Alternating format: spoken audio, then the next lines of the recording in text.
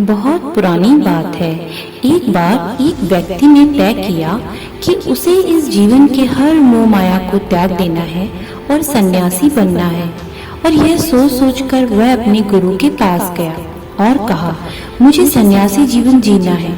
गुरु ने पूछा, क्या तुम सच में सन्यासी बनना चाहते हो? उसने कहा, हाँ गुरुजी, मेरा मन बहुत अशांत रहता है। मैं चाहूं या ना चाहूं, मन में हर वक्त बहुत सारी बातें आती जाती रहती हैं। एक अशांति सी छाई रहती है, मन कभी भी स्थिर नहीं हो पाता। मैं इन सब बातों से परेशान हो चुका हूँ। आपके समीप रहूंगा, आपसे कुछ सीख लूंगा तो शायद मेरा जीवन सरल हो जाए। तब गुरु ने कहा, ठीक है, आज के बाद से तू मुझको कभी नहीं मिलना। जब जरूरत होगी मैं खुद तुझे बुला लूंगा। इस आश्रम में 500 से भी ज्यादा सन्यासी हैं, तुझे भी उन्हीं की तरह रहना है। व्यक्ति ने कहा, ठीक है, और वह जाकर एक बंद कमरे में चुपचाप बैठ गया। उसे चावल कूटने का काम दिया गया। वह रोज 500 सन्यासियों के लिए चावल कूटने का काम करता था। जब थक जाता तो वहीं सो जाता और फिर वापस उठकर चावल कूटने लगता। उसे लगता था जब गुरुजी को जरूरत होगी वह खुद उसे बुला लेंगे, और इसी इंतजार में वह ये काम करता गया। वह सुबह से शाम तक बस यही काम करता रहता, क्योंकि गुरुजी ने उसे यही करने को कहा था। 12 सालों तक यही चलता रहा, लेकिन तब तक वो बेहद शांत हो गया था। उसके मन में ना कोई विचार और ना ही कोई अड़चन थी। वह इस काम में ही लगा रहता था। 12 सालों में ये उसकी दिनचर्या बन चुकी थी। 12 साल बाद गुरु को लगा अब उनके जाने का वक्त आ गया है। उन्होंने सब में ये घोषणा कर दी कि जो भी मेरा उत्तराधिकारी बनना चाहता है वह रात को मेरे कमरे की दीवार को फांद कर आएगा और 4 पंक्ति लिखकर जाएगा। उस पंक्ति में जीवन को कैसे सही तरह से जीना है लिखना होगा, जीवन का सत्य लिखना होगा, लेकिन यह उसे स्वयं से लिखना है, खुद के अनुभव बताना है।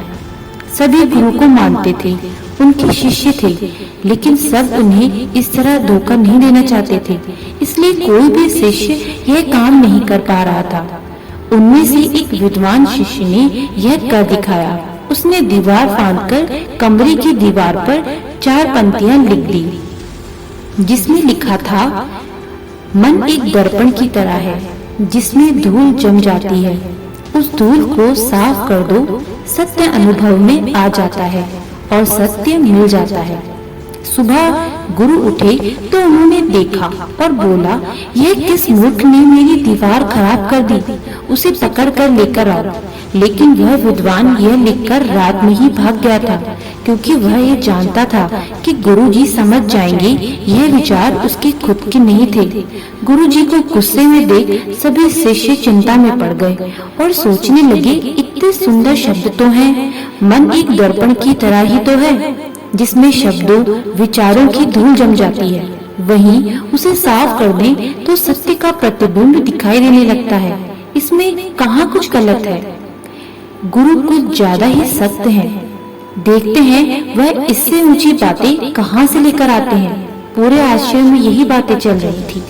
उन्हीं में से 4 व्यक्ति एक दूसरे से बात करते हुए उस चावल कूटने वाले के पास से निकले। उनकी बातें सुनकर वो हंसने लगा। वह चारों ये देखकर सोचने लगे और पूछा, इसमें हंसने की क्या बात है? तब वह बोला कि सही तो कह रहे हैं गुरुजी, किस नासमझ ने यह लिखा है। यह सुन वो चारों भड़क गए और बोले, तुम क्या जानो इनका मतलब? इतने सालों से बस चावल ही तो कूटने का काम कर रहे हो, तुम्हें शास्त्रों के ज्ञान के बारे में क्या पता? अगर इतनी ही गलत पंक्तियां हैं तो तुम इससे अच्छा कोई शब्द बता दो।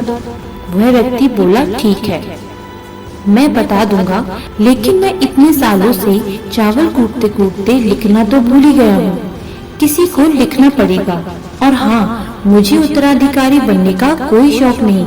अगर मुझे यह उपाधि मिली तो मैं विचार नहीं बताऊंगा।